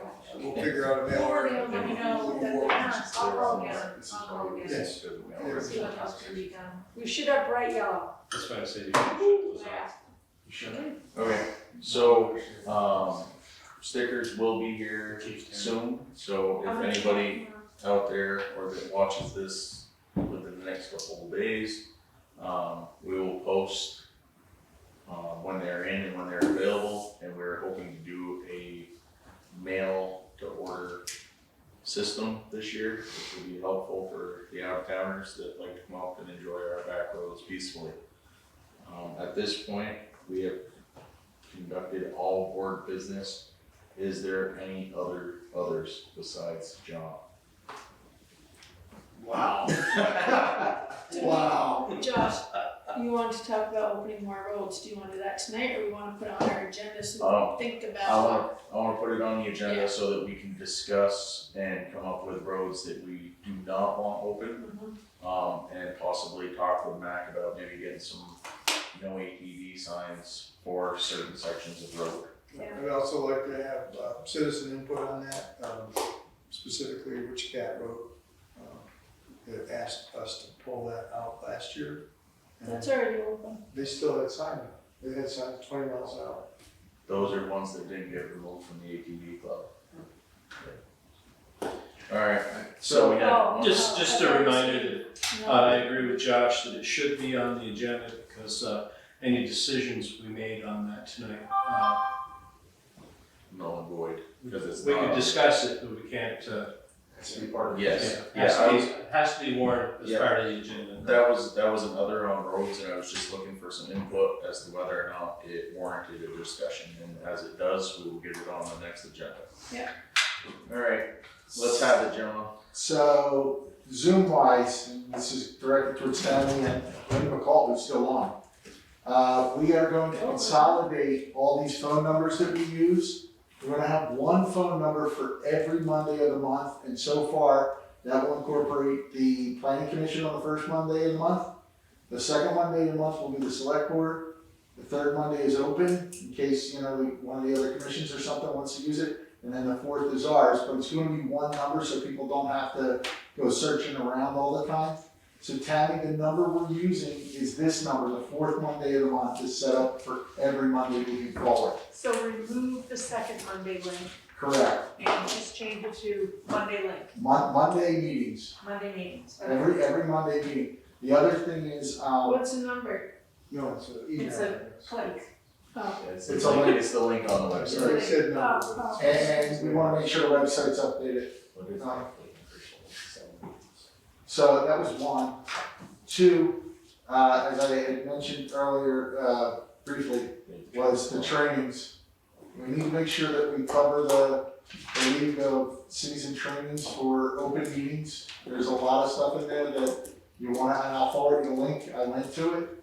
But just the one presentation that's free, you wanna go through it, because there's a lot of stuff in there, about open meetings, and we have to announce, like even the planning commission, they have to make sure their agendas are out there ahead of time and up and ready to go, according to the state's requirements. The other thing is, I don't know, again with open meetings, the minutes that we're taking, the town is so diligently doing over there, they have to be posted within 5 days Yeah. of it. We can post this as a Five draft. business days. We're We aware can of post this that. as a draft. Yeah, I'm just saying, these are a couple things that was picked up, but I would suggest that, and it's not just because I'm the new guy on the block who went through it, but Yes, it is. you should go through that one. Well, there's a lot We've of already things, gone through it, because we've been here a couple years. No, and I would like to point out, Jen, that Northwest Regional Planning Commission is doing another training on specifically open meeting laws. That's Do you posted. know when that is? It's the 3rd of April, I believe, and I'll clarify that with the email to you. That'd be great, actually. So You the, post our agenda the No. Thursday before, right? Sometimes the Wednesday before, but usually we change it. Not to pick on John too much, but it is very important that we maintain a good, open Find it. meeting relationship between the select board and our townspeople. I agree. And then the other thing was hybrid meetings have been put in place by the state of Vermont and approved till January of next year. So in our meetings, we always, that's why we have all the equipment, obviously, but that is, moving forward, that's available according to Vermont. It's part of the structure until January. I don't want to see bylaws and statutes, so. Gotcha. All right, so what you're telling me is we're posting it on Wednesday or Thursday, so we're doing that, right? We're uploading our minutes within 5 days, so we're doing that, right? Yeah. And we've got a hybrid system, so we're doing that, right? We're So not we're there. doing, we're doing everything right? I We're- love, I we're- like And what we you have did. to post those 3 You locations. didn't even try to throw away any chairs there? I The like office, the Jolly, and the library. Give them away. So John, and you the forgot website, one piece. and the website. What's She that? has to post them 3 public Public spots. I'm sorry. The town office, the Jolly store, the library, those are hard copies, and then on the website. On the website, it's the third spot. Yeah. All right, Yeah, is that's that, regular. are you happy with your responses, Joe? I'm thrilled. Okay, Lance has got one final thing and then. I've got one final thing back to Brigham.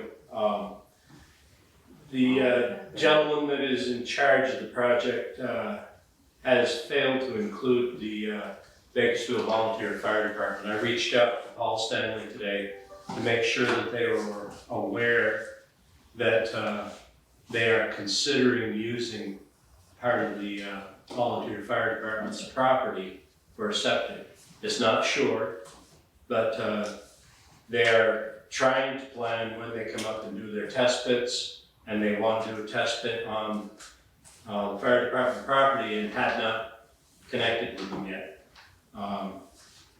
So I'm trying to make sure that both parties are aware of what the heck is going on.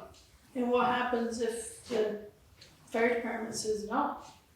The fire department has already said they're open to consideration. They're gonna discuss it at their next meeting. But they want to be included. But they As I want say, to be included, Consideration yes. and a yes are 2 different things. This was volunteered from the fire department. pretty much from the very beginning of the project. You're right, they could still change their mind, absolutely, it is, as is their right. But I was just I'm wondering trying if to there make was sure another- that the fire department is kept inside the loop. And I think, Carrie, what you're asking is there a backup plan? Right. And at this point, as Lance stated earlier, I think it would be the green in front of the Brigham. It would have to be retrofitted, trees removed, and if that chunk of land behind the old apartment building isn't available. Is that correct, Lance? Yeah, nothing is for sure yet. They haven't even done the test bits yet, Terry. And if you take a close look at the trees down there, there's quite a few of them that are in pretty tough shape. They're reaching their age of maturity or beyond their age of maturity. Were we ever gonna find the time capsules in the roots? That's a rumor. Josh? That may be a How does she urban know legend. that's a rumor?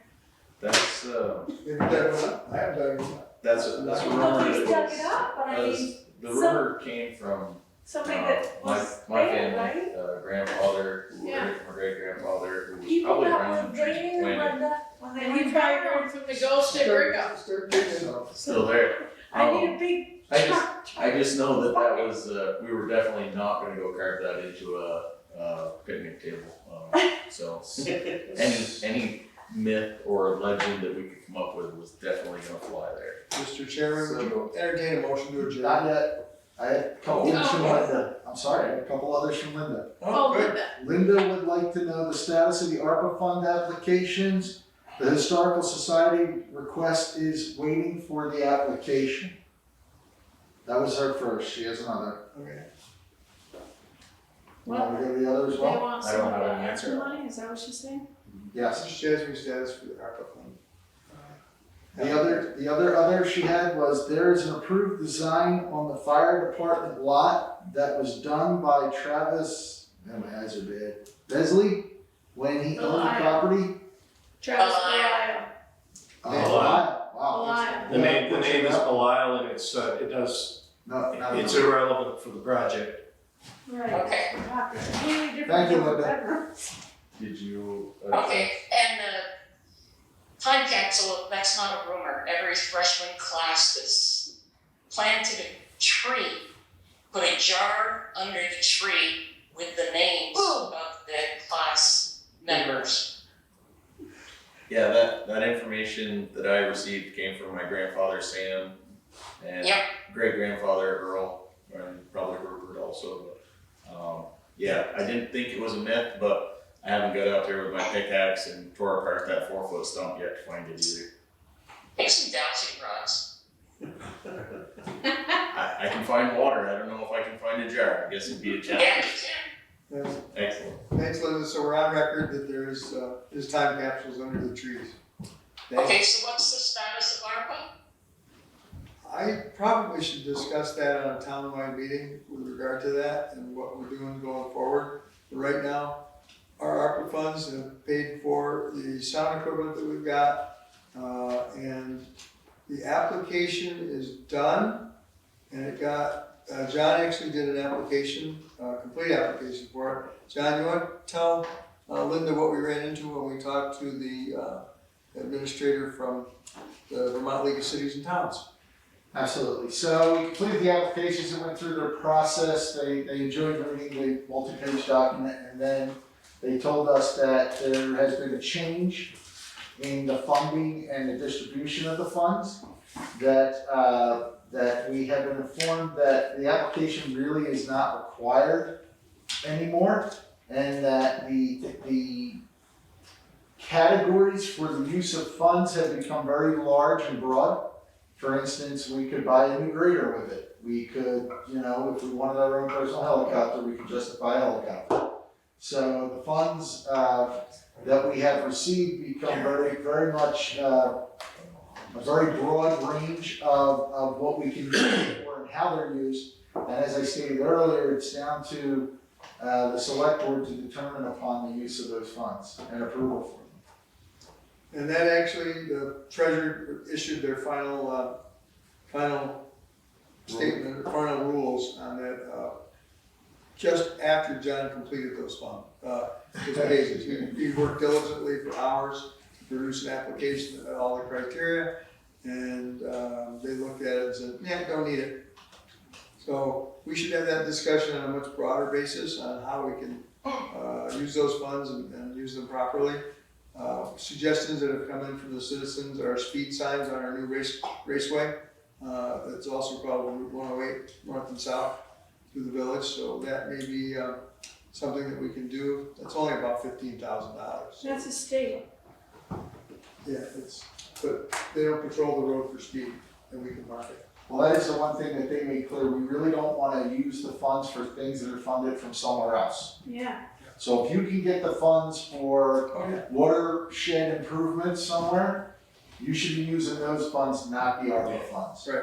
They're quite clear about that. And other signs may be a grant, or they may be available from the state, but I talked to, who just about this stuff? Then, Yeah, talked to Gary Dunn, and he provided me with all of the bids that they did for that, including the crosswalks.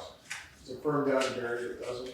Yeah. And if there's funds available, if there's state money, we've got citizens with kids that don't feel safe. They back out on that road with 50, 60 mile an hour people coming by, and many have said they were afraid for their kids. So probably cheaper to buy fences.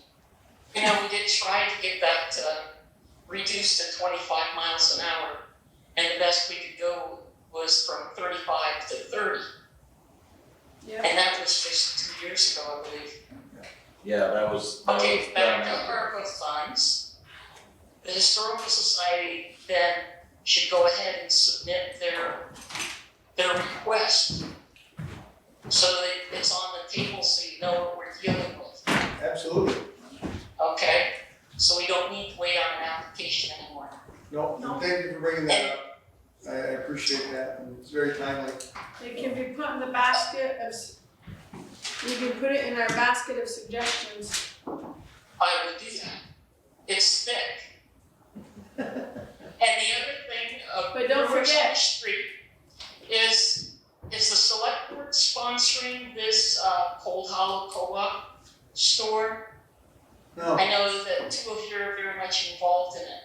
No. So it gives the perception that this is a select board project, or is it not? What is a Cold Hollow No. store? It is, Cold Hollow Co-op? it is absolutely not a select board project, Linda. Okay. John's been involved in that since before he got on the select board. Yeah. And And you have been involved in that, and you chair the meetings for that. yes, I do. And the link is on the town website to those YouTube's meetings. They were put on there for a single point for folks to be able to go and find them easily as informational, not so much Okay. as a select board or a town of Bakersfield sponsored event. Okay, very good. Thank you. I'll Yeah. pass that along. Thanks, Linda. That's all I got. Excellent, thank you. Now, Mr. Chair. I would entertain. Well, Motion to now that adjourn. she brought that up though, should that be moved off from the town site and put on maybe like the, I mean, I don't want It's a people, town I informational don't want site. it, people thinking they're attached to it though. There's other information on it too, that goes along with that, so. Can we just put a small line stating I think so. It's not- That would be appropriate. town, you know? No, yeah, informational only, not Right. town. We're not affiliated. No, Right, yeah. town is not right. Perfect. I think that's Just simply- something that Yep. There's a link separates it. that's specifically for the co-op, or is it just the general YouTube link? I don't know. And you can find I've never- co-op stuff I've never on gone on either or. The YouTube, what it is I believe just a link to the YouTube Just the- channel, it's just like, That's the only link that's on there, is the YouTube link. And you Right. go on and then you can click on select board, you One can thing I click don't on like. something else. right, it's not specific just to the co-op, I just made one YouTube channel because Right. we also have the planning commission under there and everything. So there's nothing on our So- website that says co-op. No, I think what's being said is that Oh. there is in that link, there is a select board, there is planning commission, there's probably zoning, Historical, historical society, which are all town entities. trying to get the. No historical society, Historical society, no historical society to, right. The historic, so, Historical okay, society is not. it's Municipal. Bakersfield meetings. okay, So just Bakersfield meetings. okay, so we'd probably just need to change the name of that link then to, It's just Bakersfield YouTube channel. Yeah. That's the only It's way. all the stuff within Bakersfield. okay. Like, I Is it don't hard know to put it on its change that link. own YouTube I'm channel? sorry? Is it too hard to put it on its own YouTube? I don't know anything about any of this, but. No, I can make another YouTube channel for just the Cold Hollow Co-op and put a second link out there as informational, but I mean, we could put a caveat out for the main link, either or, it doesn't matter. It's all the same thing. I think as Terry stated, just a simple one-liner next to the link that says not, and the same thing could be done for, any videos from the historical society. You know how This they is have- not a municipality. Yeah, all the printed material that we put out is You clearly. know how they not- say you're now It's just entering all a on non, YouTube. Like, you know, we go on things What I've done sometimes. under John- the John municipality did that, link so good for it. to our YouTube channel, that it's not a municipality. No, just the stuff that's not tied directly to the town. To the town. So zoning, No, wouldn't need anything, What taxpayers pay for. Right. That's like once you get into YouTube, like I'm not gonna put anything there. My misunderstanding, like this one link. Because they're thinking because it's on that You know, I YouTube, understand that. that we're behind the cold Where hollow. would I but we're put the not. one liner? Right where you put the Right where link, the you would just title- put an asterisk, right where the link is, and say anything that is, any co-ops or anything like that is not town business, I don't know how you wanna word it. Just- There must be a title to it. Can't you put it beside the the, title is just a link. it's just the link? It's this But Bakersfield YouTube channel. So maybe at the beginning of the link, when you open it up, it says, Take note, it doesn't say Town of Bakersfield YouTube channel, it just says Bakersfield YouTube channel, right? I Bakersfield. don't know, I've never been on it. Which was, Once you Right. hit that Or it was link, established you're on YouTube. So Yeah. I can't. do Well, I that. made the YouTube channel, put them all together, it wasn't there Put it- before I started going. I'm the guy who did this, because, And the you know, content. I'm really smart. What I'm always the problem. page? It all rolls downhill and I'm sitting there looking up. The content may not be related to the. Let's talk about chairs. Not all content is Or, related or on. work on that, yeah. Okay. yeah, you have a pretty good idea as to what we're going for, right? Yeah. Okay. Not I all. would still entertain a motion. Motion to adjourn, Mr. Chairman. I'll second that. We have a motion and a second to adjourn. All those in favor, turn on your mics and signify by saying aye. Aye. Aye. John said. All those opposed? Okay, Vote 5-0. meeting is adjourned. Thank you, 9:04. everybody.